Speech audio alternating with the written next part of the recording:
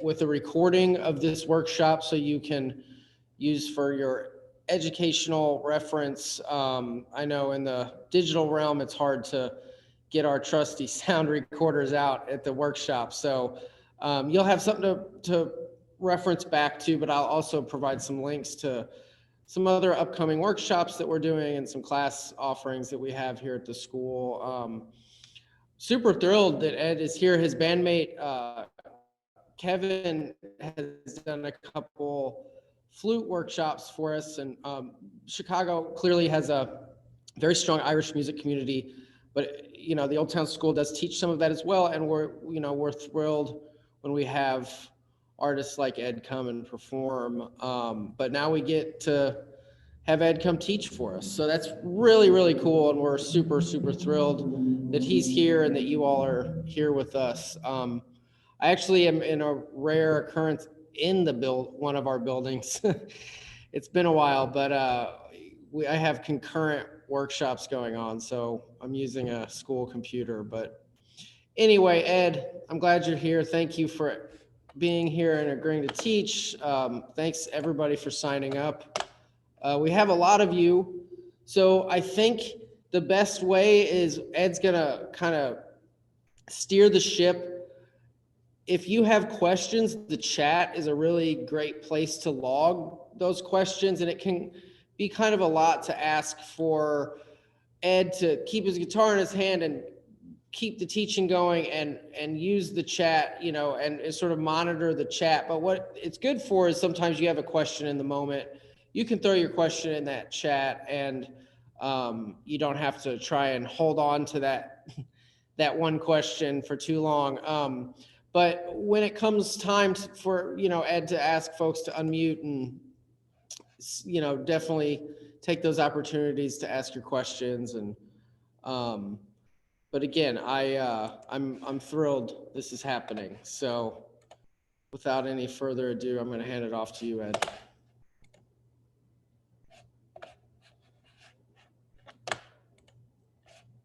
Oh, you got to unmute first. There you go. Is that me? Yep, perfect. Fantastic. Thank you very much, John, and welcome everyone. This is a real thrill, a bit of a new experience for me, I have to say. I'm sure we've all done with the situation as it is, we've all done the Zoom family catch-ups. But that's how I'm going to treat this, if that's all right with you, a sort of family Zoom call. It just happens that we're all going to be talking about DADGAD guitar. Is that all right? And also, of course, you're all muted, so I'm probably just going to feel gradually that I'm going to go. I'm talking to myself for an hour and a half, which is either a really bad thing or an extremely bad thing. I don't know. Anyway, thank you all for clocking in, and hello everyone. I'm sorry, I probably won't, as John said, I'm probably not going to be able to tap away and talk and try and play the guitar. So when I talked to John about doing this a month or so ago, he thought that an hour and a half, sort of focusing on the role of DADGAD in pretty much in fairly concentrating on Irish music. I mean, you can extrapolate it into whatever music you care to, but I suppose the main reason I use it is in my line of music, which tends to be certainly based the bedrock, I guess, is Irish music. Notwithstanding, I love Breton music, Galician music, and it's handy for all that as well. Scottish music, of course. I have to say that my partner is Scottish. But and I don't know. It's this is a strange situation. I tend to do these workshops. Everyone's sitting around in a room, and it's lovely. You get the guitars sounding together. This is going to be a different beast, but that's okay.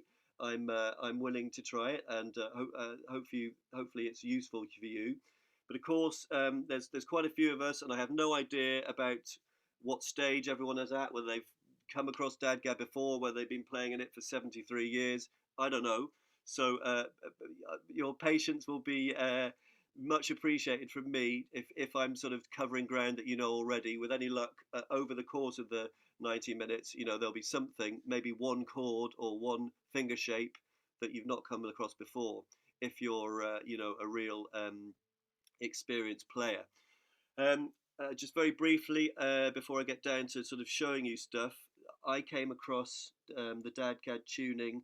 I was sat in I studied French and Spanish many years ago at university, and I was sat in a chateau in France, believe it or not, where I was teaching for a year in France, and I rented a room in this chateau with some of the other teachers from the school, and one of them had a couple of Pierre Bensoussan records. Now, of course, I'm sure many of you are familiar with Pierre, but he pretty much exclusively plays in DADGAD. He's not really an accompanist, as people who know his music will know. He's a very sort of gifted solo guitar player. But I really, you know, his earlier work was very much playing Irish tunes in this DADGAD tuning, and it really caught my ear. And then when I went back to Manchester, and it sort of opened up the doors for me in the Irish music world, which I got into up there. So I'm just gonna sort of show you the basics first of all, and then if there's yeah, as John said, if there's something really specific you want me to try and tackle, I'll do my utmost. And just write it in the chat there. I've got the chat going on my screen. Everyone's saying hello. Very nice to see you. Well, crikey, you're all from all over the place. What fantastic. So now, if so, I'm just assuming that some people have never done it before, and so if you've never put your guitar in DADGAD before, you hopefully you're going to like it. It's pretty easy. That's what I like about it.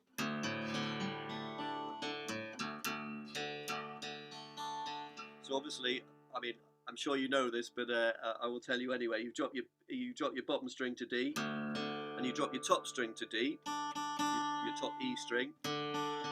So you've got your 3 Ds going there, and you've also dropped your what's normally a B string in standard tuning. You drop that down to A, hence your DADGAD. Okay. So I think to start off with, what a lot of people I've noticed tend to do in DADGAD is they find their sort of basic 3 chords, and you know you've got 3 basic chords with one finger. You've got your D, and you've got your G, and you've got your A. Okay, and I haven't even you know I've been sort of scratching my 3 other fingers here, and I've just been using this first one just on the 2nd fret. Okay. Okay. So theoretically, you know, you could play quite a lot of stuff just by using that one finger, and okay.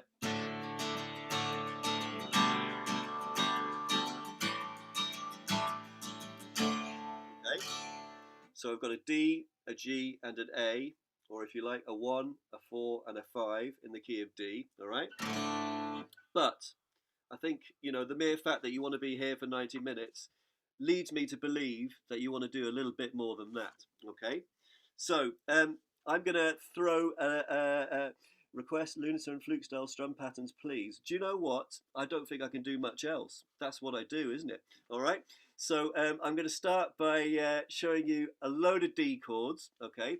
Because I feel it's quite important that you explore the whole of the neck, all right, rather than just staying down down here. Sort of tried and tested territory that we all know. Go up to the dusty end. Why not? You know, dazzle yourselves. Okay. So I'll focus down here at to start off with. Okay. So if I've mentioned this one finger chord. Now that's an open D. Okay. There's no. It's not a minor. It's not a major. It's just open, big open space. All right.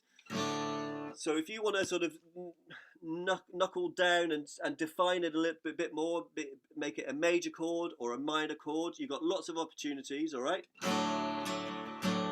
There's a D major, okay? I'm using my 3rd finger, and that's on the middle D string, okay?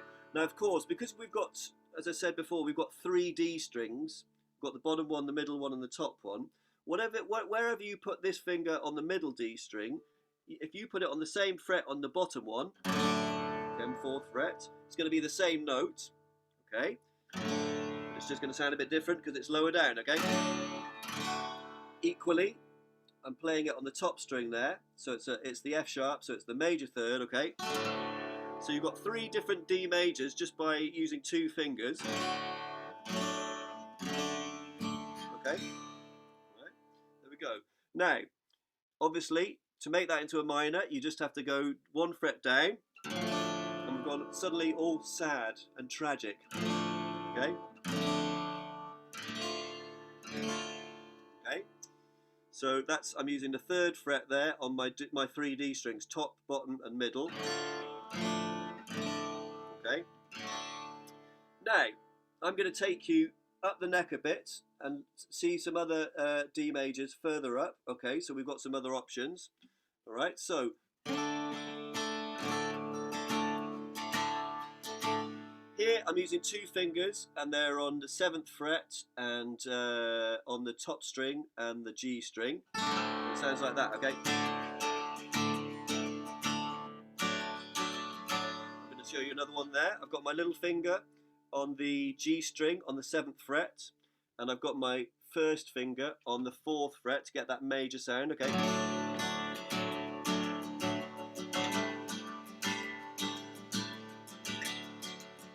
Okay, I'm gonna hang around there for a minute, okay? This is going to be a good stretching exercise for those left hands, or right hands if you're left-handed, okay? So as I say, I've got my little finger on the 7th fret on the G string, making another D note. Okay, if you can hear that, all right. And I'm just going to talk a little bit about suspended chords, okay? The suspended. Now, what I'm doing here is it's not rocket science, okay? I'm just moving 1 fret up to the 5th fret on the middle D string, and it's making this G note. Okay, and then I'm resolving it by dropping it down onto the 4th fret again to make the D major, okay? Okay, so you've got tension, release, just by moving 1 fret, okay? And the suspending thing, so you're suspending that D chord until you release it to make the full satisfying major chord, okay? But I'm going to start talking a little bit about my right hand, okay? Before you ask me, I'm sort of trying to second guess you here. It's tricky, but I reckon you're probably interested in right hand as well as left hand, okay? So I can't see everyone on. There's not enough squares on my computer to see you all. Sorry about that. But if you're using a plectrum, grand. Okay, so I'm using a plectrum. Obviously you don't have to.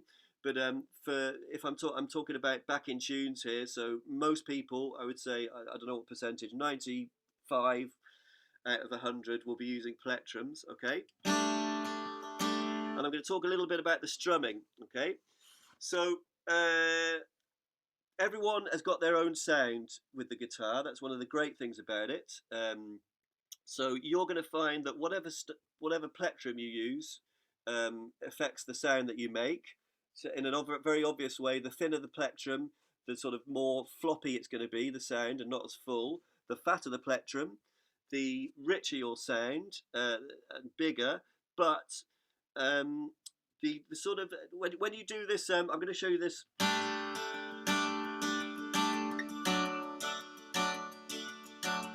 going to move my camera a bit so you can see a bit better. Okay.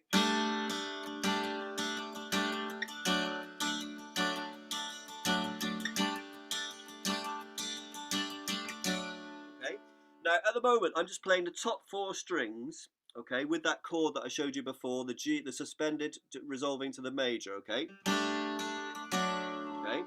Now, there's a lot of downstrokes going, and I'm doing this in a sort of a slow 4/4 time, okay? I'm going 1, 2, 3, 4. So 1, 2, 3, 4. 1, 2, 3, 4.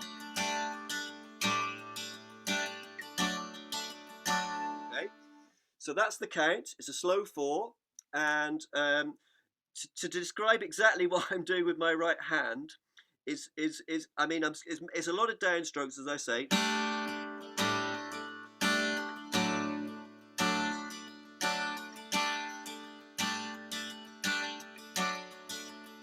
Okay, and you can hear that when you put the upstroke in, which sounds a little bit.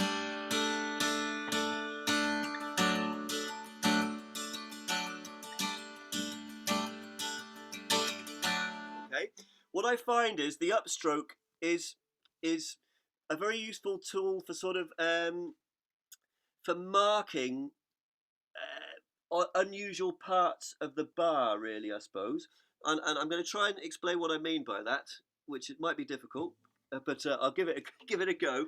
So if I'm just for playing just straight chords, you know, if you're just going down, down, down, down, down, down, down, down.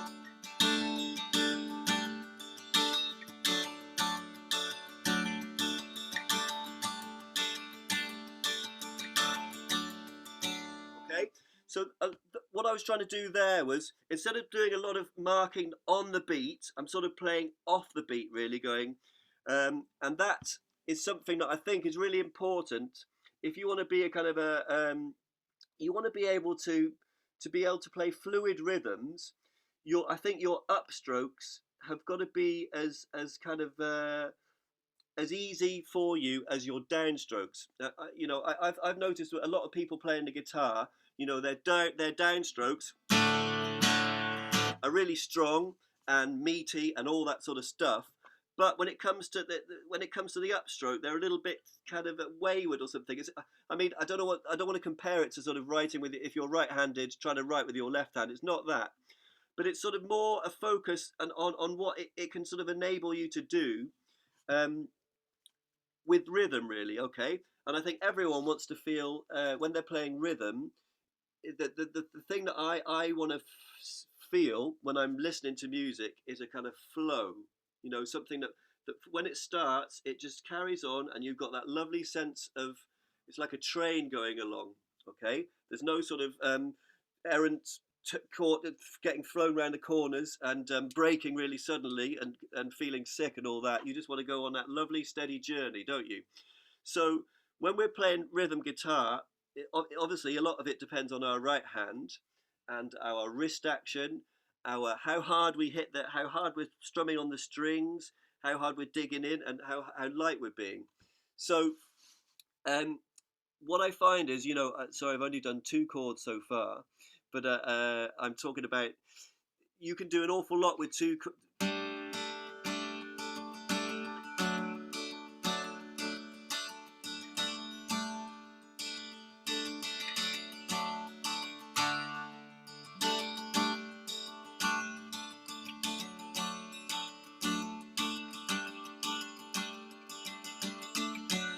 Okay, so what I tried to do there was, instead of playing everything on the one, is holding off.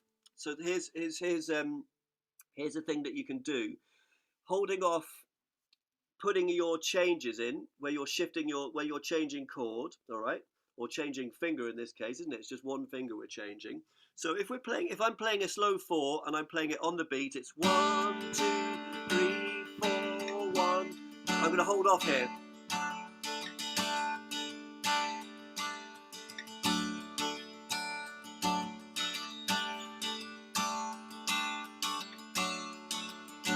Okay, I hope that's so. Instead of playing on the beat, you're waiting a little bit and you're playing after the beat. You're delaying it, so that just creates a little sort of rhythmic shift. The pulse is still the same, but you are kind of playing with it really a little bit and saying, I'm not going to do that there. I'm going to do it here. All right.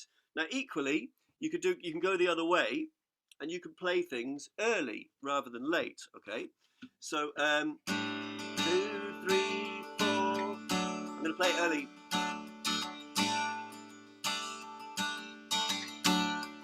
2, 3, 4.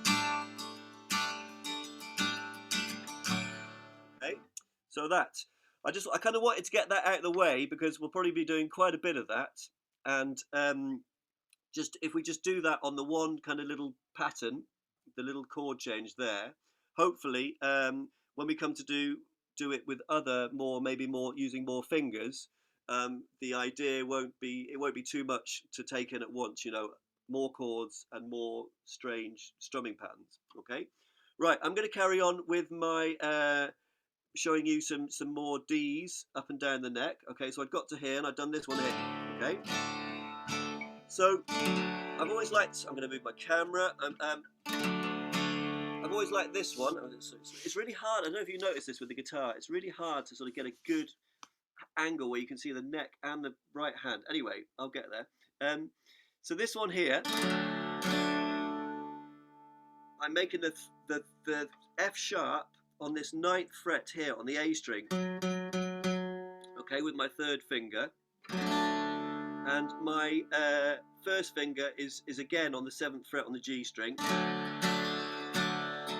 Okay, so it's quite a rich sounding chord. You've got the bottom D ringing out, you've got the top D ringing out, and you're kind of making the voicing of the chord in the middle there. So if you wanted to do the suspended thing that I was talking about in the previous shape, you just simply put your little finger on the 10th fret here on the A string. Okay, it ends up sounding like since I was a young boy, I want the silver ball. Okay, Tommy, pinball wizard, doesn't it? I'm sure Pete Townsend would be a great DADGAD Irish backer myself. I think he's got brilliant rhythm. But so that's one there.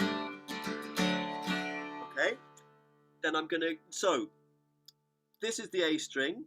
We've got another A string higher up here. So the same rule applies here. So whatever I'm fretting on this A string here, if I fret on the higher A string, it's going to be the same note, just sound a slightly different voicing higher up. So there is another D major there. I'm on 7th fret on the G string, 9th fret on the B string, 2nd string, that one there. Okay. I want to make it really full. I put my middle finger on the top string to make a okay, and we're nearly up at the 12th fret now. Okay, so I'm going to go right. I'm going to do it. I'm going to go up to the 12th fret.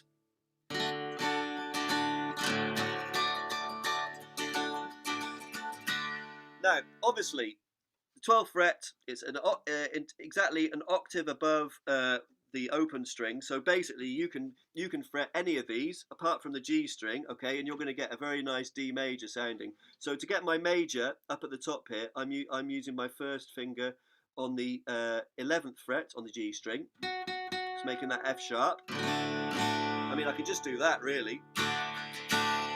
Everything open apart from that one finger there.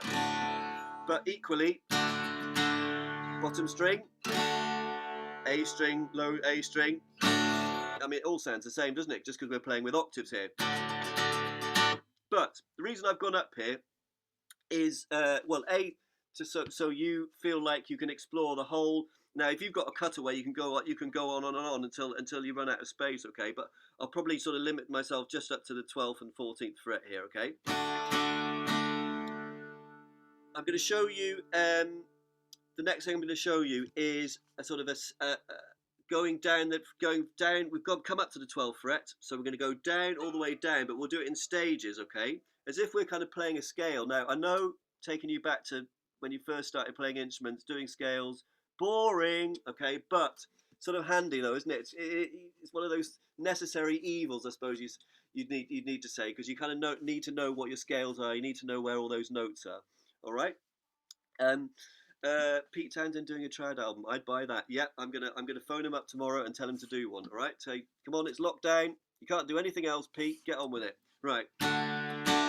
So I'm gonna take you down from the up or down. I'm up on the 12th fret. I'm just gonna play it and then I'll tell you what I've done. Okay.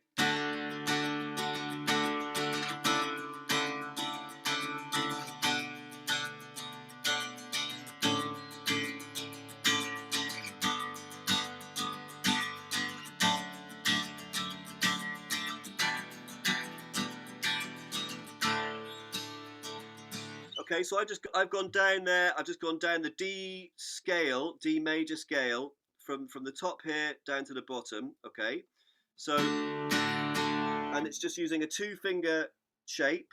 Okay, I'm fretting on the bottom string, the lowest string, and the G string. Okay, so my top chord is this one here, 12 and 11. Sounds like that.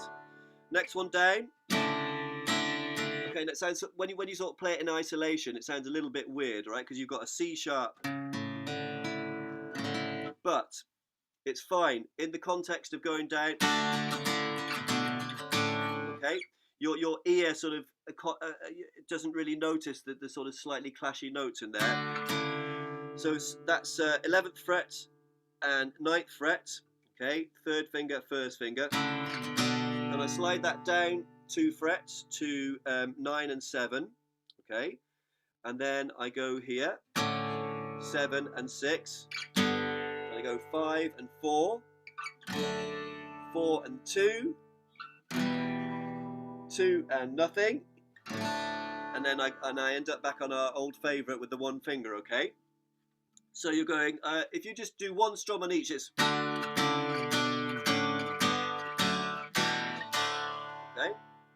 So it's like a D going like a D major scale going down, but you're harmonising the thirds with your G string. Right. So there you've got your whole octave of D major chords. All right. I'm not going to stay in D major for the whole session, I promise you, all right? But whilst we're here, now we are in DADGAD. It's obviously the name. There's a clue in the name, D D D, all right? So it's very, very handy for playing in the key of D, as you can probably guess, all right? But do find these shapes, because they kind of, each one has their own. I find has a different texture, a different richness. Hopefully, if I can use that word, you know, a different color. So, you know, and they're very easy to find. I think, and then hopefully by showing you this descending thing, okay, I'm going to show it to you the other way around now. Okay, so instead of the bass note being fretted, I'm going to leave the bass note open, and I'm going to do the run down, fretting sort of higher up on the higher strings. Okay, so, and I'm going to start with this one. So these, I'm just fretting on this string hasn't changed. It's still the G string, okay, 11th fret. But I'm going to use the string above it now, which is an A note, okay. It's normally a B string in standard tuning. I'll just play it.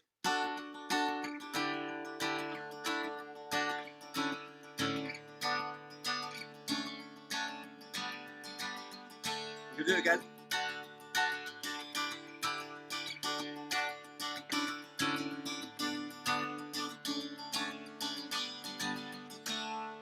Okay.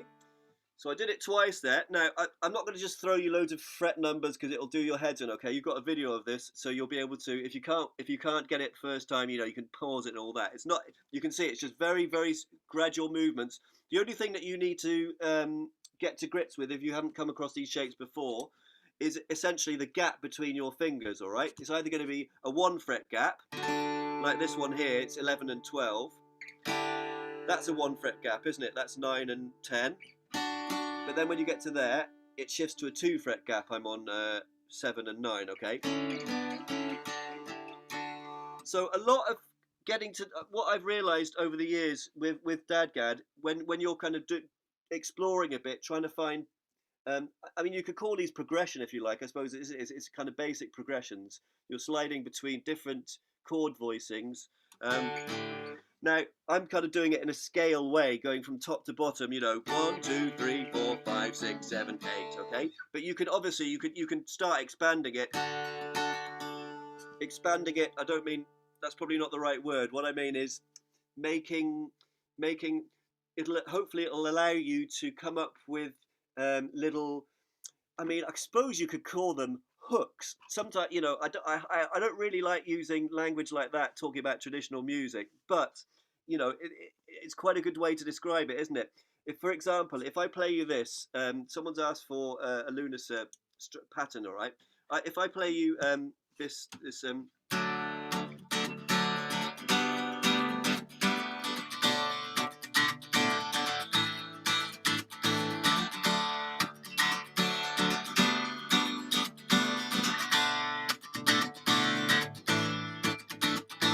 okay, So that is, you know, if you like it, this is the introduction to the wedding set and Lúnasa. Okay, now it's really simple. Okay, it's really simple, but what you're doing, I suppose, and I hate being really analytical, but I suppose, you know, in some ways that's what we've got to be, isn't it, when we're looking at what the guitar's doing, analysing music. Sorry, but hopefully it's of some interest. All right, it's 4 chords, isn't it? So it starts off on the D major, the one that I showed you, where your first finger's on the 7 and your third finger is on the A string here on the 9th.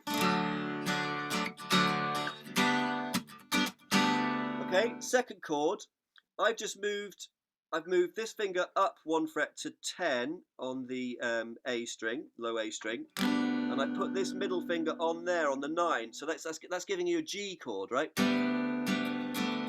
A more fuller G chord than the suspension one, where you just move 1 chord. Okay, and you've got that bottom note droning away. Okay.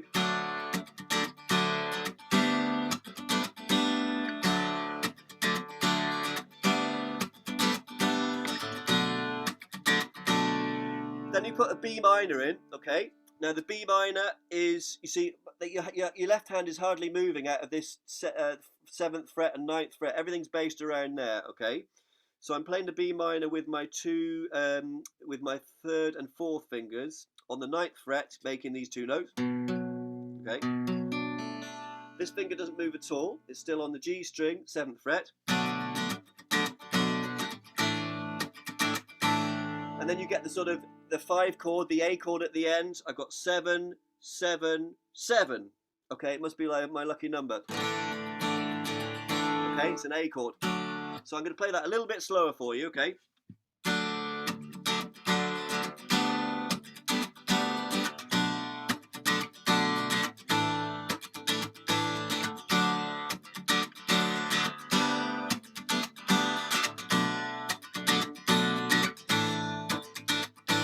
Okay, so let's take that. Okay, it's as a little hook to work on. All right. Hopefully, it's got something. It's got a rhythmic element, and it's got some chords in DADGAD, which some of you will have undoubtedly come across before, but some of you haven't. Okay, but then in a minute, I'm going to play it somewhere else, and possibly somewhere else, just to show you that, you know, you don't always have to play these patterns in the same place. All right, but I'm going to talk a little bit about my right hand. Okay, what it's doing. Okay, because I noticed there was a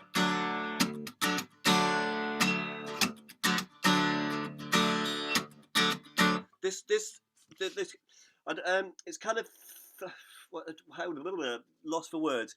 The sort of thudding, stopping the strings ringing with your right hand. Okay, it's quite a handy rhythmic. It's not a trick, device, technique, whatever you want to call it.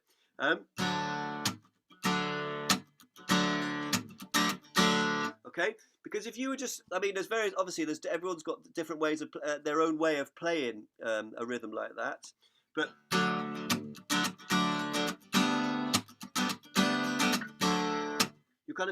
you're stopping it with that sound there. Okay.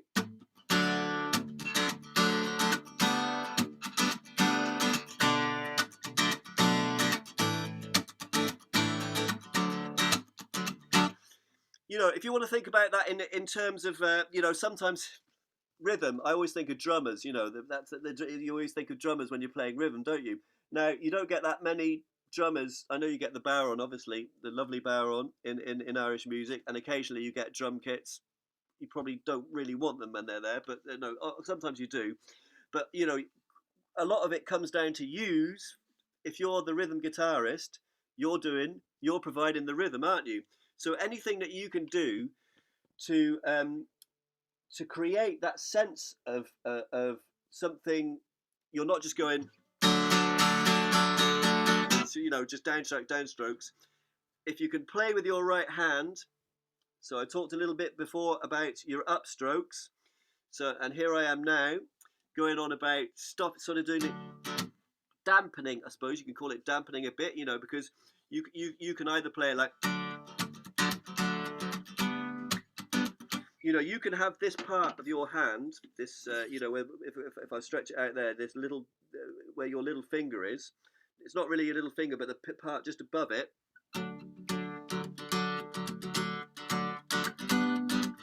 And that's going to stop your strings resonating, obviously, isn't it? Because your hand is resting on the strings. Blimmin' obvious, isn't it? So, do use that as well, because, you know, you want to, obviously you can play quietly. But who wants to play quietly? Dynamics. What are you talking about? I'm playing as loudly as I can. All right. So,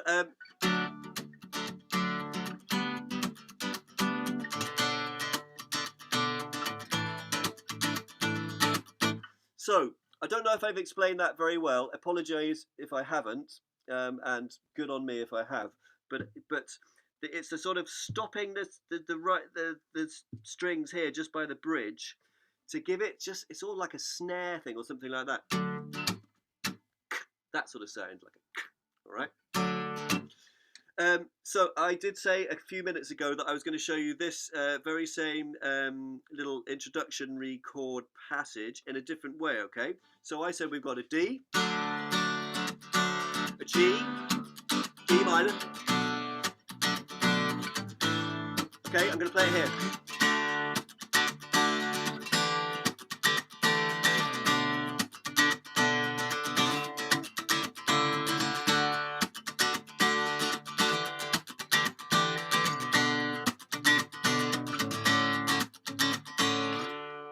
Okay, so you can play it up at the 12th. That's what I was doing there. Okay. How do you do those triplet rolls? I wondered why your right palm faces upward while strumming. Now I get it. Okay, well that's good. That's not a question. That means oh, good, great. Maybe I didn't explain it. Maybe you can just see. It's probably a lot easier, isn't it? Maybe I don't need to talk. I could just go boom. And how do you do those triplet rolls? Okay. So I think Fabien or Fabian. Sorry, I don't know if I pronounced it right. The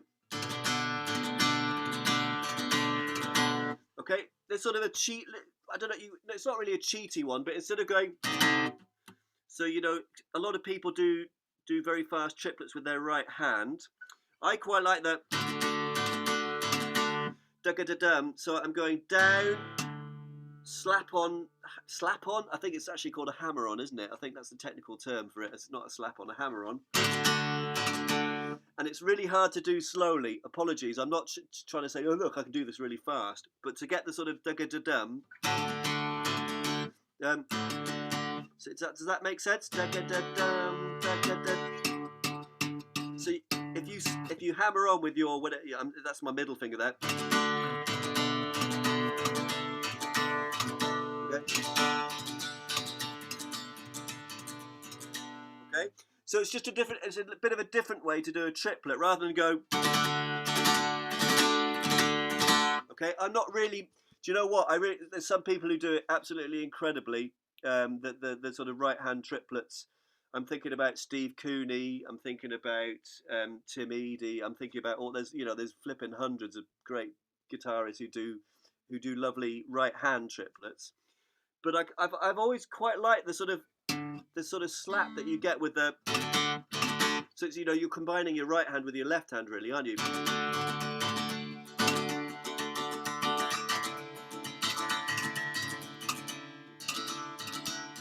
Okay, so it's a little a hammer-on triplet, I suppose you think. It's more percussive. It is more percussive, isn't it?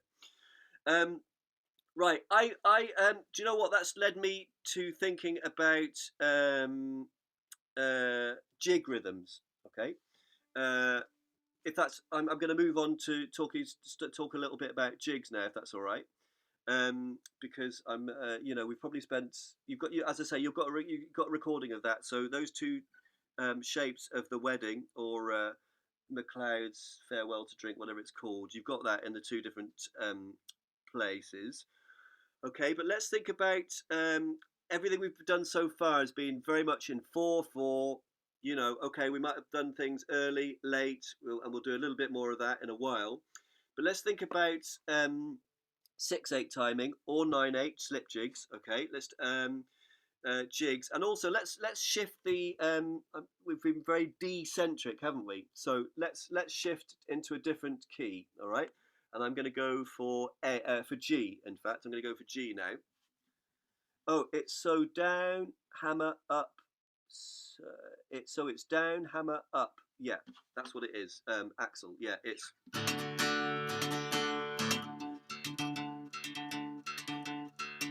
1, 2, 3, 1, 2, 3, 1, 2, 3. Sorry, and my bloody camera's not put. So sorry about the bad language.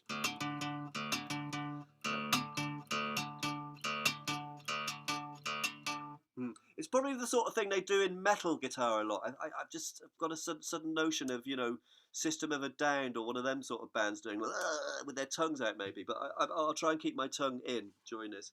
Okay. So I'm going to talk about jig timing, and I'm going to talk about G chords now. All right. Finger tapping in guitar, slapping bass. Yeah. So G's. Let's play in G a bit. All right.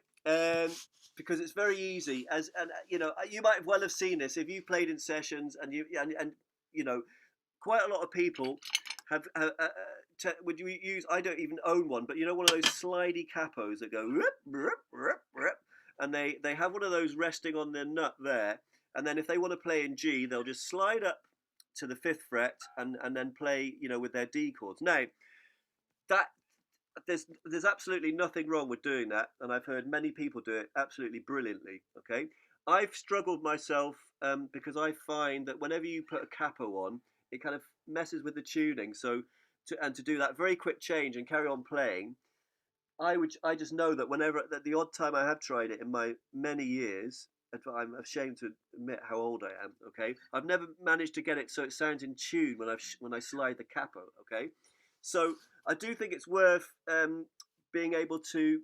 Can you say why you play in DADGAD, not Dree? I will say that in a minute, Lynn. Yeah, I'll talk about that in a bit. So yes, so having a few more keys at your, or feeling happy enough playing out of D, playing in G, playing in E minor, playing in B minor, playing in A minor, you know, all these things. If you can do that in DADGAD to your satisfaction, you know, that I think that's a good thing, because it will mean that you know, often if you're playing or open G, right? Okay, if you're playing in a session or you're playing a gig, you know, very often, let's face it, a set of tunes, you might have you let's say 3 tunes in a set. It's very rare that they start off in D, and then the second tune's in D and the third tune's in D. You know, you're going to get a key shift, aren't you? So if you're able to do that in your DADGAD tuning without sliding around, you know, that's a good thing. I'd like to think. Okay, so let's look at G. Okay.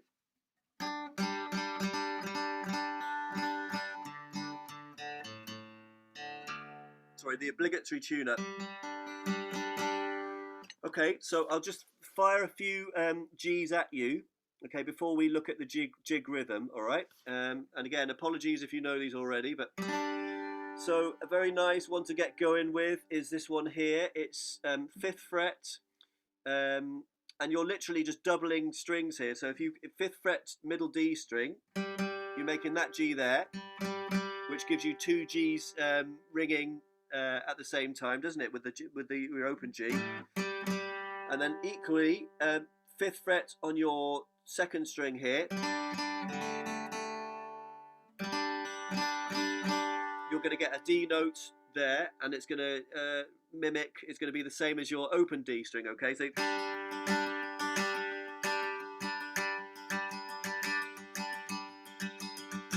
Okay. I'm just going to stick on that G shape for now, actually. All right. And I'm going to talk about playing a 6/8 rhythm. Okay, a jig rhythm. Okay.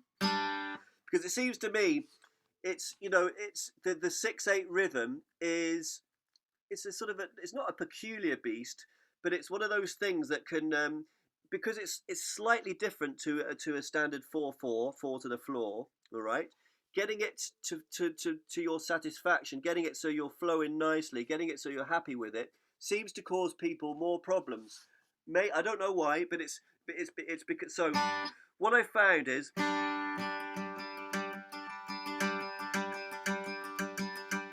okay, Now there's just a little jig, very simple jig rhythm on an open G chord, okay? And I should say it's an open G. Obviously, it's not G major or minor. It could be either, okay?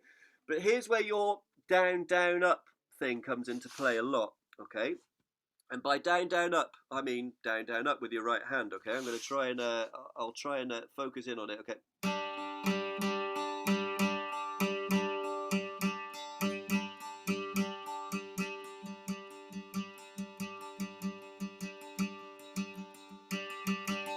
Okay, so if you haven't done down, down, up before, okay, hopefully that will be enough to get you started. And please be patient, because it's one of those things that it's sort of infuriating. It's like learning to ride a bike. You know, at the beginning you keep bloody falling off, but then all of a sudden, hopefully within the space of about 3.5 minutes, it just clicks. You go, oh yeah, that's what it is. Okay, so down, up, and the odd thing about it is as well, just a little bit more talking for a Karen, is that the down, down, up, it's the second down that is your sort of big rhythm, okay? It's not the first one. So when you start off, you're always going to start off on one down, up. So what I mean by that is down, up, down, down, up, down, down, up. It's a 1, 2, 3, 4, 5, 6, 1, 2, 3, 4. Okay, hopefully that makes sense. So it's really hard because I'm going slightly bonkers here talking to myself, but hopefully it makes some sort of sense. All right, so you start off with one down for your 1, 1, 2, 3, 4, 5, 6, down, up, down, down, up, down, down, up. Okay, now the good thing about doing a jig rhythm like that, okay, I'm going to talk about another way of doing it in a sec, but the good way about doing that is it's kind of cyclic. Like your right hand is mimicking the 1 2 3 1 2 3 1 2 3, isn't it? That the triplet pattern. The da ga da da ga da da. It's mimicking it by going. So you can go on for an eternity, and it means also if you're playing slip jigs, you're always going to have your because you kind of want your downstroke to be the accent, don't you? If you play a jig like. Sorry, I've moved the camera so you can't see, and some people play a jig by going. I'm going down, up, down, up. Sorry, I can't even say what I'm doing. Down, up, down, up, down, up, down, up. Do you see what I mean? So they're not doubling up the downs, all right?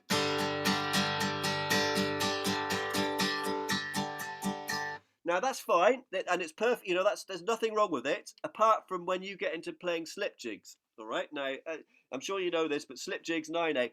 1 2 3 4 5 6 7 8 9. 1 2 3 4 5 6 7 8 9. Okay. So you're going to get caught up the second time you go round a bar of 3. Your downbeat is going to be on an upstroke, and you're going to feel like you're on a sort of on a ship. A boat that's making you feel seasick, all right? Hopefully not as bad as that, but it might well happen. So that's why I'm really recommending to you, I can't sell it to you enough, this down, down, up, down, down. Okay? Now, once you get familiar with that down, up, down, up, down, down, up, down, down, up, down, down, up, okay? It's going to hopefully really free you up to feel really happy to put in accents where you want.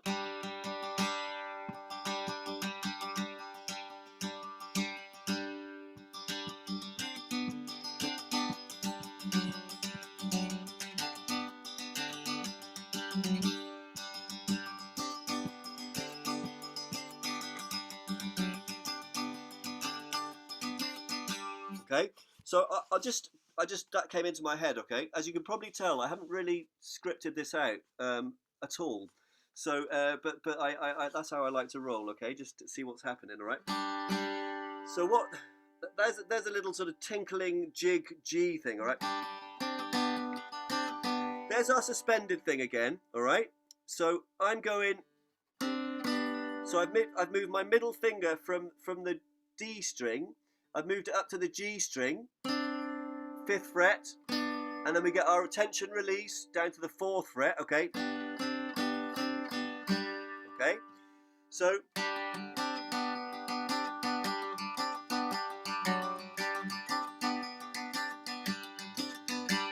Okay, Very simple. Not a lot going on, is there, chordally at all? You're just moving one finger.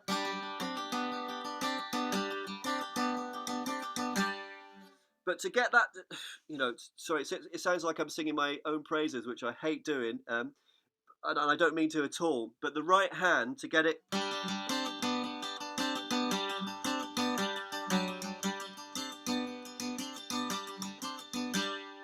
Okay. To get it smooth and to pick out those things, you know, this is why I think, you know, you can do quite a lot with a very minimal amount of work from your left hand, really. I mean, just call me a lazy sod if you want. I am, aren't I? I just want to move one finger at a time.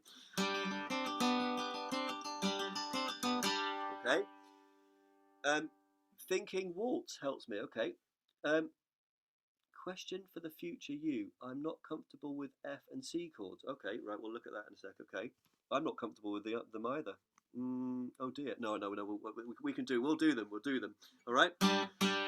So let's do a little bit more of these G chords. I've only shown you one. So I'm shortchanging you here on the Gs, aren't I? So let's make this G here fuller, and all we have to do is change from where we've got our middle finger on the middle D string to putting it onto the bottom string, and lo and behold, all of a sudden it sounds like there's some bottom end going on, isn't there, in this?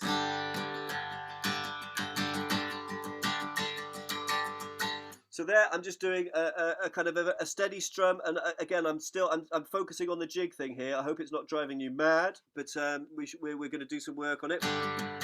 Down, up, down, down, up, down, down, up, down, down, up, down, down, up. Still doing that down, up, down, down, up, down, down, up. Okay, all right. I hope I'm not talking too fast. Maybe you've got one of those programs where you slow me down. Okay.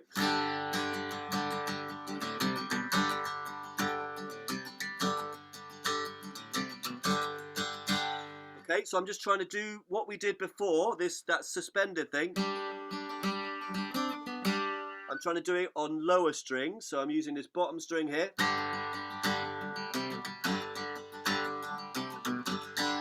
Okay, so bam, there's your C there, 3rd fret, middle finger, resolve onto the B note there with 2nd fret, A string.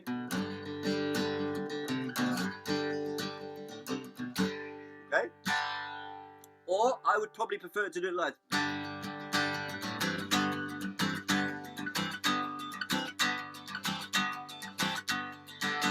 Okay, so there's a little sort of fuller version of it there.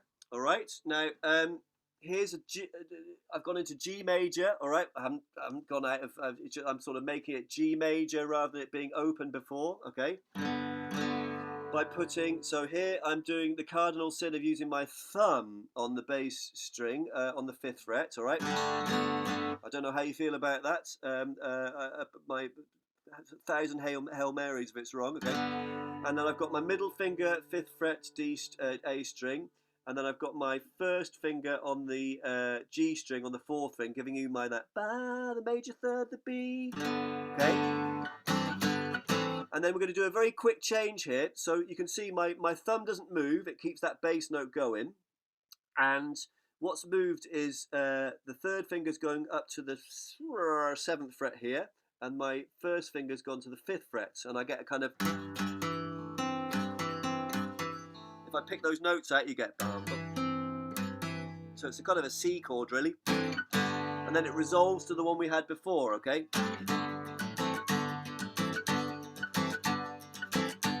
Okay?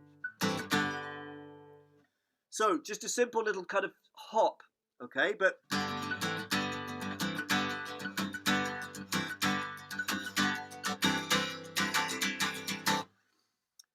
it's the sort of thing that you're going to do, isn't it, in a jig? To if someone says, "Give me an introduce," I've got a G, you know, and it sounds. I'm trying to think of the Lúnasa. Is that the made the Roaring Barmaid? I think it's the Roaring Barmaid, famous tune by a banjo player from Macclesfield called Scully's, I think. Anyway.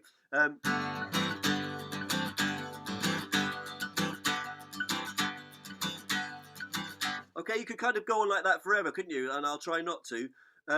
But there's your jig your jig rhythm, your down, up, down, down, up, down, down, up, with a little bit of movement.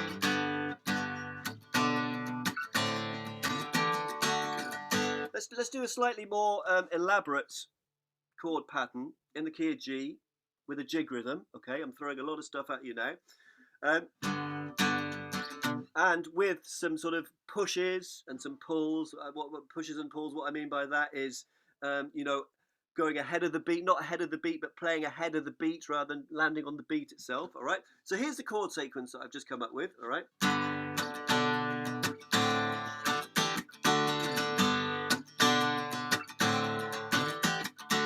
All right. So that is these are just 2-finger chords. All right, I'm not making it too difficult for you. Please, hopefully I'm giving you a bit of a break. 2 fingers is not. You can give me 2 fingers if you want. And it's the same as before, what we were doing with our D rundown, if you can remember that far.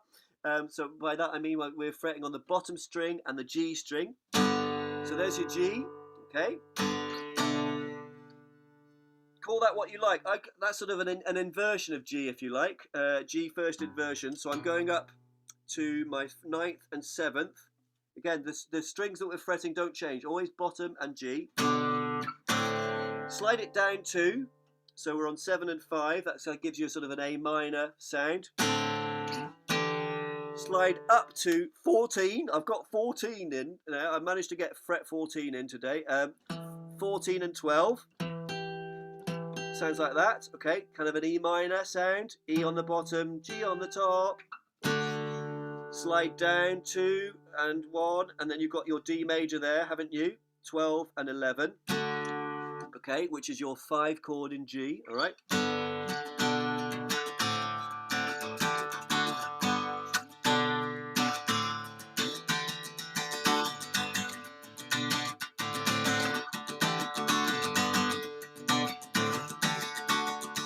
Okay, so that's, I don't even know what I did there, but I tried to play them slightly in different places where you change the same chords, just changing them in slightly different places. Okay, so I will talk just very briefly about that, if that's okay with you.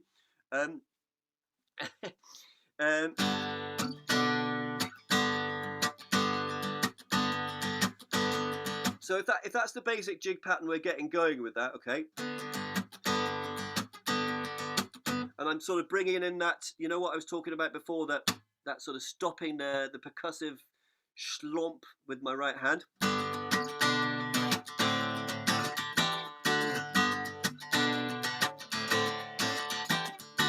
So if we say that is your basic pattern, all right? So you're going G, inversion, A minor, E minor, D.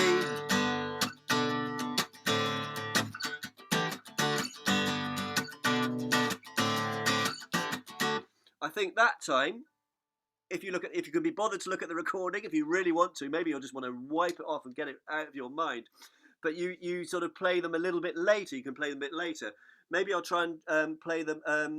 How do you count that? I have absolutely no idea. But I'm kind of going 1, 2, 3, 4, 5, 6. 1, 2, 3, 4, 5, 6. 1, 2, 3, 4, 5, 6. 1, 2, 3, 4, 5, 6. 1, 2, 3, 4, 5, 6. 1, 2, 3, 4, 5, 6. 1, 2, 3. Does that make any sense?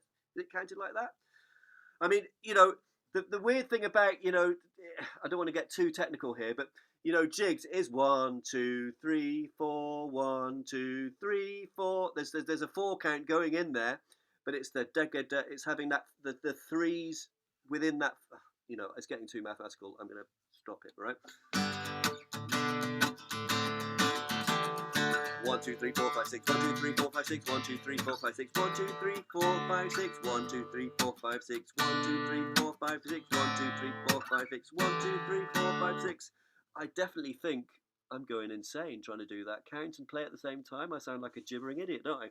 Okay, right. So there is a very quick exploration of some G chords, some jig rhythms, and sort of pushing them and pulling them a little bit. All right, and so I'm doing it really quickly because we've only got an hour and a half, and Rome wasn't built in a day, was it? No. DADGAD wasn't done in a day. DADGAD wasn't done in 90 minutes. Yes, it was. We did it. All right. So I'm going to do something else now. Unless maybe I'll just stop talking for a minute and pointed fourth. Right. Uh, has anyone want to little? I'll stop talking for 2 seconds or 2 minutes, and let you ask me questions, all right? Because we've been going about an hour now, and I haven't bloody stopped, have I? Honestly, I haven't talked so much since lockdown. I've just been a silent beast. Um, uh, DADGAD. That's right, Lynn. Okay, Lynn. DADGAD versus Drop D. Now you see, if I was really organised, I'd have another guitar in Drop D, wouldn't I? Oh, there it is. No. Do you know what? They're so close that because I have trouble deciding. Yeah, I know what you mean, and an awful lot of people. And I'm thinking here, Lynn, that you're saying drop D. Do you mean that instead of DADGAD, you've got the A tuned up to B, so you've got the double and the C and F chord? I won't forget that, Alex. Yeah, I'll do that next. Um, by the drop D, you're talking about having the B, your B as normal B, not tuned down to A. So I'm not going to do it because it takes me 3 years to tune a guitar anyway. Lots of people use the drop D, and I can see a lot of benefits. Uh, and it's difficult to give you a satisfactory answer. I occasionally use drop D. All right. I really like it, and I'll tell you the song that really got me into drop D tuning was a song called "Clown" by Ralph McTell. About I'd say 33 years ago, I heard Ralph McTell play a song called "Clown," and he does that in drop D, and I just loved it. That was possibly my the start of my journey into alternative guitar tunings. So I do use it occasionally, and I think because I suppose you're one step closer to standard, aren't you? In drop D, right? Once you're changing 3 strings and you've gone into DADGAD, it's really quite a big departure from standard. When you've got the B as was before, it means those sort of chords, your in a sort of A minor chord shape like that it doesn't change, whereas it does in DADGAD. So I find, Lynn, all right, a rambling answer, that it kind of depends on what piece I'm playing. Occasionally I find it's nice to leave a guitar around stuck in a tuning that's stuck in drop D rather than DADGAD. And so when I pick it up in the many hours I have at my available to me these days, oh, okay, I'm going to play 23 minutes in drop D and see where it takes me. But I do really like it. But I think if you're sort of playing specific things, if you're in a band, then it really depends on what piece you're playing, and I think it's worth trying both to see whether one gives you a better result than the other. Is that a reasonable answer? I have an open G pattern built on A minor. It just runs up and down. Is that D pattern similar for you? Like your go-to? Yeah, probably. Yeah. I thought with DADGAD you have to use a capo. Yes and no. Great lesson. Do you use any finger? Yes. Finger. I'm going to talk about fingering pattern. Yes. Right. I'm going to talk about F and C because Alex did ask that. Several minutes ago before those ones, and then I'll try and deal with those. So C and F chords. Right. Sorry, I'm going to move my camera. I keep forgetting to do that. Now, probably, Alex, I don't know how often you play in the keys of C and F in DADGAD. You're sort of a brave person if you do. I've always found this. Okay, now it's not exactly, it's one of the, if you're playing in standard tuning and you hit your C chord like that, it's one of the first things you ever do, isn't it? And it's grand, DADGAD, it does shift the parameters a little bit, doesn't it? So I would generally get away with this one here. All right, so can you see that?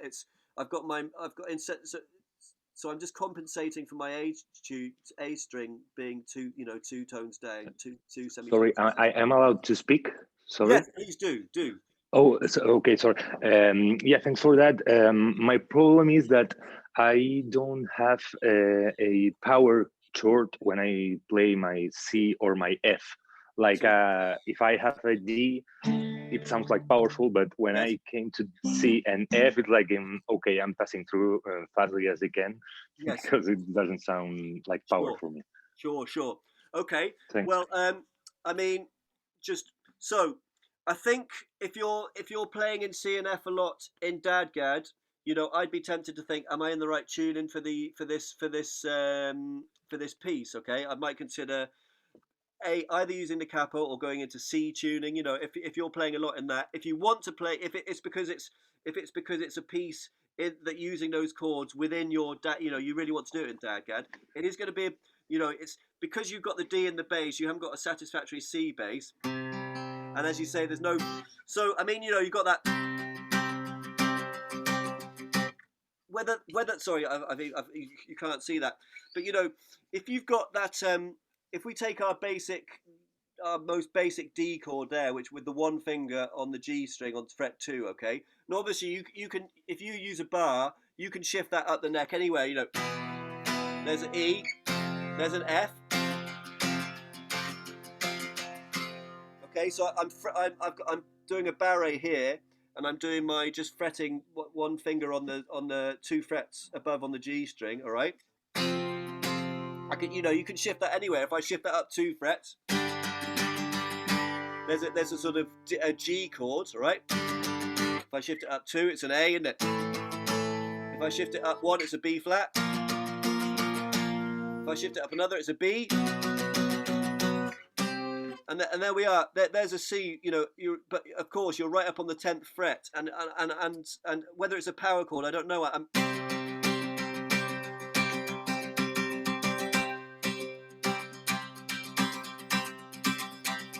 You know, it's a bit, you're very high up, so it hasn't got that, obviously you haven't got the bottom end. If you play it down here, so there's another shape. Okay, I'm going to show you another shape here. Now, A, so we haven't talked about A. I'm going to talk about A. I'll get my A's into the next bit of the thing, which I'm going to talk about finger picking patterns for. Could you show us the chord used for Crystal Year Rocks? Yeah, Russ. Okay, hi Russ. I usually strum without plectrum. Can I dump the strings you showed before? Anyway, crikey, they're coming in. Yeah, you can't. So sorry, I'm just reading these as they come in. Marcello. Can you dump the dump? Is that my expression? Dumping the strings. Yeah, you can. Yes. So if you go, I haven't got a plectrum.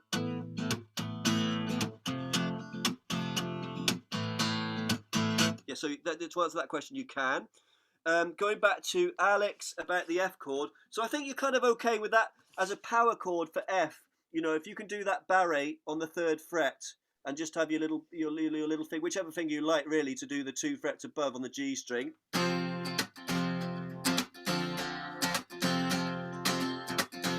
It's okay, isn't it? I mean, it's sort of like that chord, but just 3 up. The C. Sorry, I was going to show you this other one. One way I got distracted. So if you take, I quite like this chord in DADGAD, all right? I've just got a little half a barre, okay? So it sounds like an A9, I think. It sounds like that. Oh, sorry, my mic is on. Sorry. That's all right. I use the A series bar chord format to mute. Yeah, so that's Jerry's. That's a good idea. I think that's what I was about to come to. So if this is an A9 chord, all right? I've got my 1st finger fretting the 2nd fret. Obviously, sounds like that, okay? And the same thing applies with the barre. So if you do this, so I'm barring with my in fact you don't really have to bar because you're barring with this finger, okay, with my 4th finger. So there's, it goes to a B, and there's your C there, all right, a 3rd fret. So I've got my index finger, my 1st finger making the C note on the A string.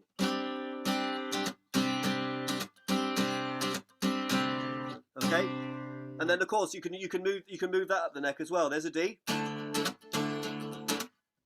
E, F, G. Am I going to carry on? There we are. All right. So that's it. It's not ideal, Alex, to finish the answer to your question. You're never going to get a massively satisfying power chord, but you can kind of get around it with those, I think. Okay. Thank you. No problem. What we go? Oh yeah, finger picking and Crystal Year Fox's Rock. Okay, so I can kind of do finger picking and that one in the same breath, I think. So I mean, I started off finger picking the guitar many moons before I was strumming. You know, it's only because I got into bands where I had to start. You know, I do like strumming, but I suppose my first love is really finger picking guitar, believe it or not. Having spent an hour and 10 minutes thrashing away at you, sorry.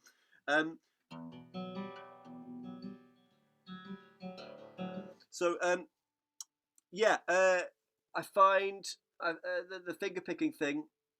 It's just, you know, there's so much you can do with your fingers and the guitar, isn't it? I mean, I'm not a very elaborate finger picker. I don't think. You know, you want to look at your people like Tommy Emmanuel and Martin Taylor. You know, all those sort of people who do astonishing things.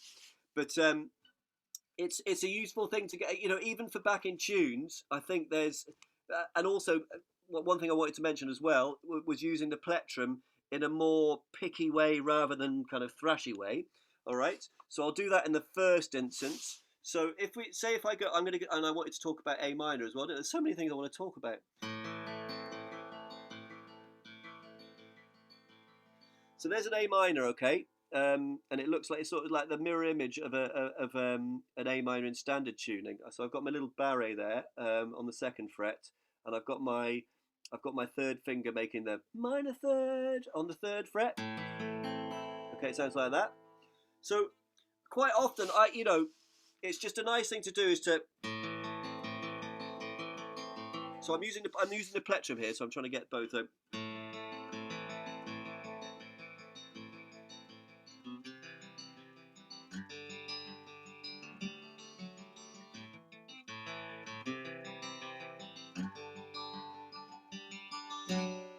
Okay, so just a very quick thing that I threw in there: A minor to C, G to D. All right.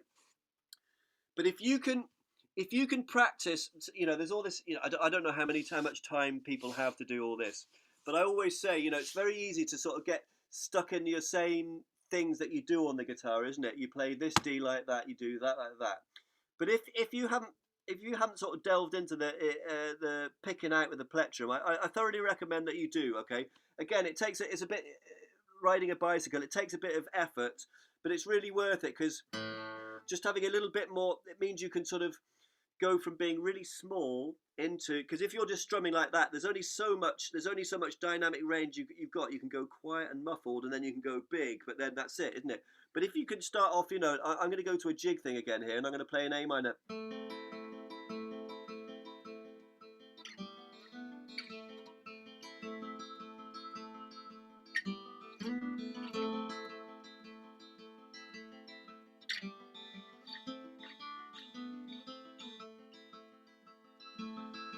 Okay, so what I'm doing here is just picking round a little A minor shape. Okay, and the A minor shape looks like this. It's on 7 and 5. Okay, you're using pick. I am using pick rather than fingers, Lynn. Okay, but sometimes the reason I use a pick rather than my fingers is to save my nails. Okay, because I find my nails are a constant labour of love, and they break and they get chipped, and it causes me heartache. All right, so if I could do a bit of finger picking with the plectrum picking, do you see what I mean? I always know that I'll be able to do that.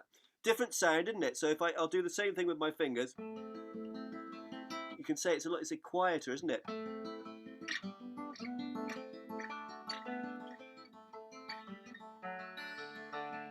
Okay, so you know the choice is yours really.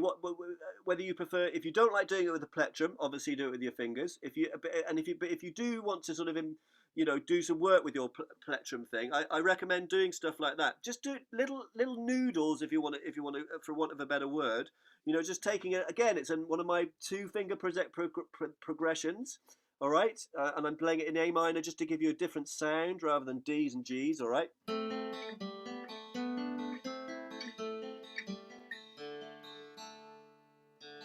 Okay, the obligatory tune.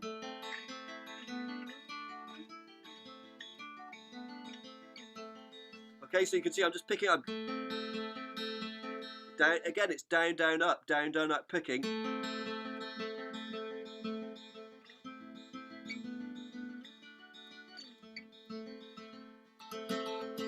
And then you can see, then you've got the facility to go into your strumming. All right, so if you're picking and then you've got to put it in your teeth and then take it out, you can drop it and it can all go wrong and awful. Okay, so and vary it up as well. You know, instead of just doing oh hey, I'm revolutionary. I'm playing them in a different order. I'm going.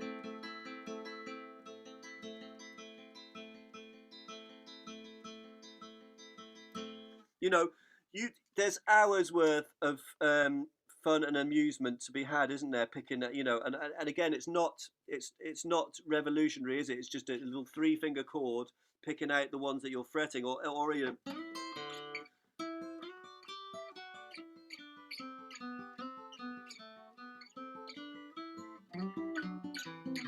Just find different, you know, that's another thing that I recommend doing, okay, is finding, for example, we were in A minor there, okay, and I was just picking around this shape on my D, G, and A strings, all right? I'm not going to tell you what frets they are. You can see it. It's very obvious, right? I'm just moving things. Any favourite plectrum for your way of playing? Yes, it's. I am endorsed by. No, it's a Jim Dunlop 73. Okay, Jim Dunlop 73. Going back to what I was saying before about, you know, floppy plectrums, you get a floppy sound. Thick plectrums, you know, I've always loved the tone that bluegrass guitar players get. People like the sadly departed Tony Rice and many others. Molly, you know, the sound they get is just gorgeous. But to get that sort of, you know, to get the sort of the balance between rhythmic attack and snap and floppiness, that's, you know, in all the years I've been playing, I haven't been able to find anything apart from this 73. Tried and tested. All right, same one. All right, there you go. Yeah, and so I was talking about A minor, and so just from the point of view of familiarising yourselves with the tuning, all right. What I recommend is, say we're in the key of A minor, okay. Okay, broadly speaking, I found that, you know, you've got kind of 4 steps between. Sorry, well, 2 steps in between. I've got this one here, and I've got this one up here, the octave above, 12 frets above, okay. So in between them, I've got kind of 2 there. I've got one there, got one there, got one there, got that one there. Okay, jumping up the neck. All right.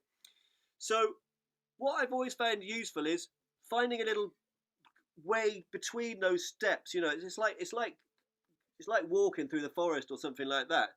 So if I'm going up like this.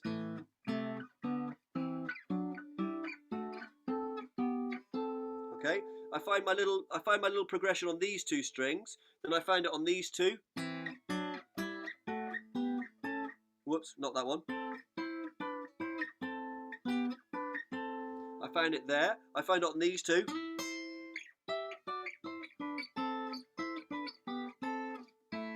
Okay, so again, it's not difficult stuff, is it? It's just, you know, you've got steps. They're 6 or thirds or whatever they are. You know, they're your sort of marking places going around, but you've always got that sort of A minor sound in your head, haven't you?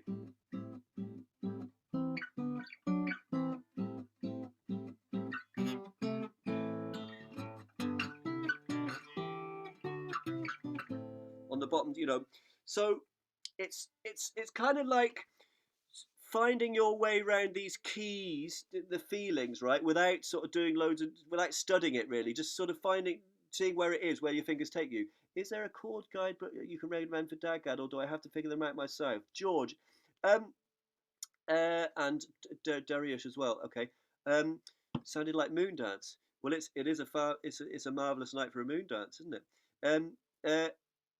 In answer to your question about the chord booklet, I don't really know. There possibly is, and I'm sure there's loads of stuff on the internet. If you go DADGAD into your search engine, chord shapes, they're going to come up. But in all honesty, I can't recommend enough finding them yourself.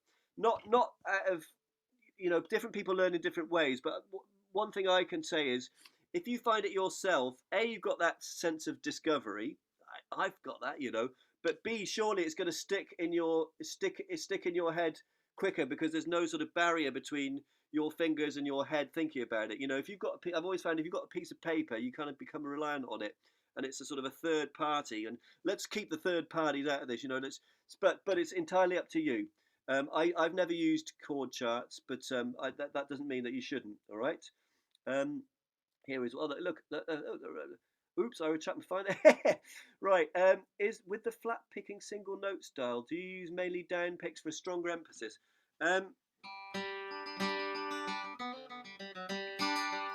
I think obviously your down picks are always going to be stronger, aren't they? For you know, it must be just a question of physics, and I don't know anything about physics, but.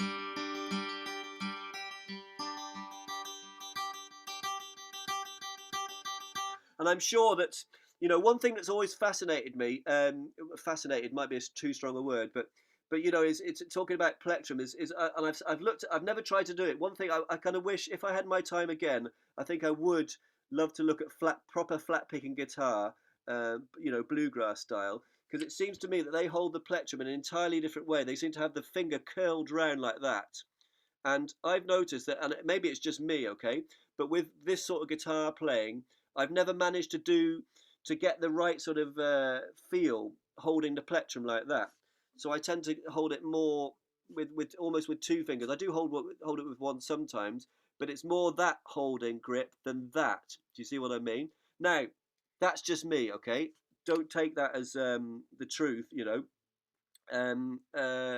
It could be, but it's, you know, it's how you, I suppose I mean it's quite a fundamental question, really, isn't it? How you hold the blimmin' plectrum, and quite often I think it just you evolve to hold it how it suits you, to, you know, you find your way. Right, so I'm just now, I haven't forgotten Russ wanted the chords for Crystal yet. I'm going to try and get all these in before we have to finish. Let's just stay up all night, all right? I don't know where you are in the world, but where I am, it's 9:30 at night. It's a very cold January here in the UK. We're freezing our proverbials off. Maybe you are too. In Chicago, I've always been bloody freezing in Chicago, but I love it. Okay. Hang on, I'm going to talk. What effect filters do you use on concerts? Oh, do you know what? I don't know. I don't do any of that stuff. I rely on our engineers. The only pedal I use is the one that shuts me up, the mute one. All right. But so I can't. Sorry, I can't answer you that one. It's always down to the front of house guy. Have you ever met a trad or DADGAD player who uses Travis picking? I wonder if it worked. Well, an interesting thing, isn't it? I mean, a guy I know called David Greer, a really great, I don't know if people know, a friend of mine is from Nashville, David Greer, a really great bluegrass guitarist. You know, him and Tim O'Brien, you know, they're well able to. I've always found the difference between, it's a sort of a feel thing, isn't it? But the differences between Irish music and bluegrass, you know, they're very closely related, really. And they always say that music came over from Scotland and Ireland, blah, blah, blah. But it's evolved in a different way. And as I say, it's, you know, bluegrass, they just, you know, technically, and there's the whole improvising thing that you don't really tend to get so much in Irish music. It's more sticking to the tune. So hopefully that doesn't really answer your question, Jerry, but I'm sure they can do it, and a lot better. No serious cold. Okay, Barry. Cold in Nashville too. With that middle hard 73, do you use hard string that stand? Yes. Yes, strings, medium, 13s, 53, 50, is it 56s or 53? I can't remember. Whatever medium set is. So yeah, I quite like quite chunky strings for the sound they give off. Sorry, I'm just trying to get, how do I get back to that? It says, can you share how you're using, say, the major scale on one of the D strings in a way that is helping? Oh, yes. Like yes. Yeah, so I'll just talk a little bit about those, about finding little two-finger things. I think that's what Nicholas was asking about there. Okay, so I think it's a very valid thing, and thanks for that question, Nick. So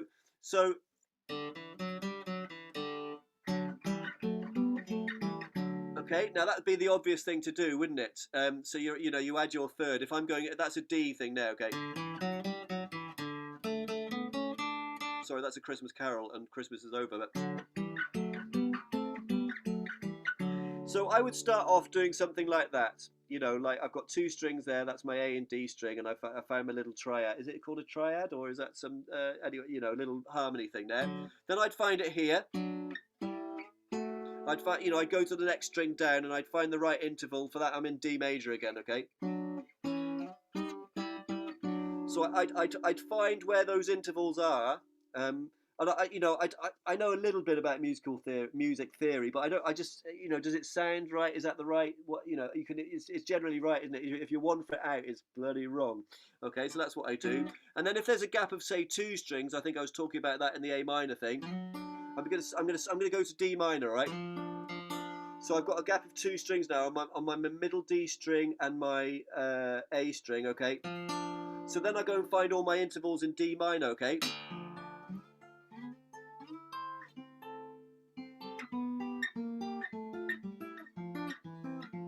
So I find it's kind of I suppose it is Nicholas, yeah, or Nicolau. I don't know how you say your name, but it's a kind of a scale. But you're finding, to me, it's like little, it's sort of shapes and gaps and all that thing. But basically, I just get to know. Oh, that sounds right. That sounds right in B minor. Okay. Now I'm good. I'm right. Okay.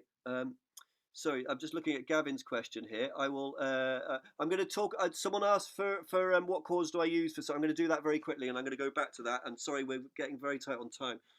I just didn't know whether I was going to be able to talk for an hour and a half, but I seem to have done it. Sorry, I don't know. I hope it's been absolute gibber, but with any luck, you got something out of it. I hope so. But I think Russ was asking about a Flook thing called the Crystal Year, and very quickly.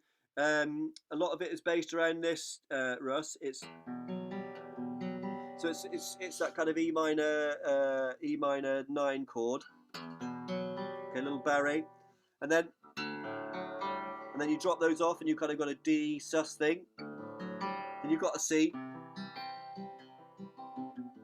down to an A minor 7.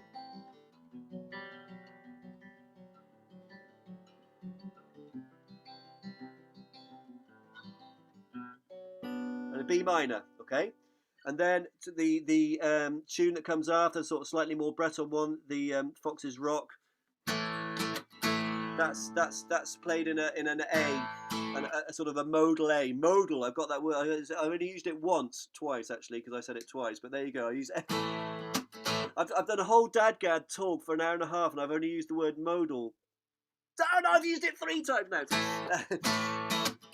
So yeah, it's basically the chords for that second tuner. This modal, it's open A, big G there, big G, and E minor, and that's all it is. All right, okay, and you just have to put them in the right order, or that's all it is, Ross. I hope that explains it. I'm just going to talk. Gavin's. I am a pop writer, and I'm very new to trad music, wanting to add the palette and really understand music that I've always loved. I've noticed the biggest separation is the rhythm between pop music and trad. The chords are shared a lot. How do you get the right hand under control? One word, Gavin: practice. Sorry, and I've only used that word once as well. I hope so. No. I mean, it is a very good question actually. Right hand.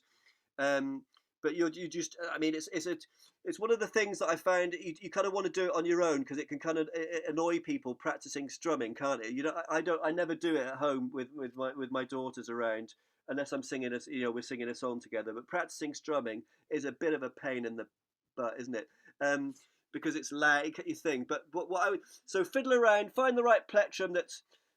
And sort of be aware that it can be quite an aggressive instrument, the guitar. Believe it or not, people, hey, acoustic guitar, it's great, it's so mellow. But with a plectrum, it can be quite a dangerous weapon, can't it? It can be loud and dare I say it, kind of obnoxious.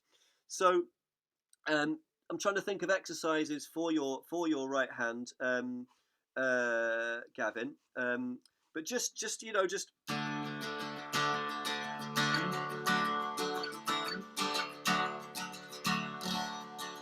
just start off with a very simple slow pulse.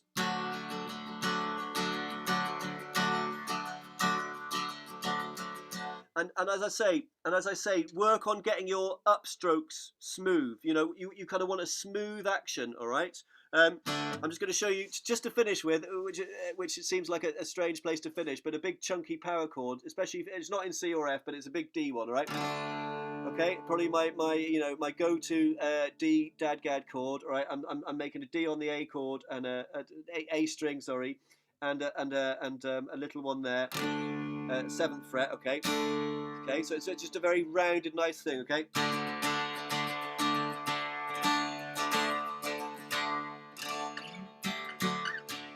Okay, so start off with just a simple chord like that. That's not going to sort of offend your ears.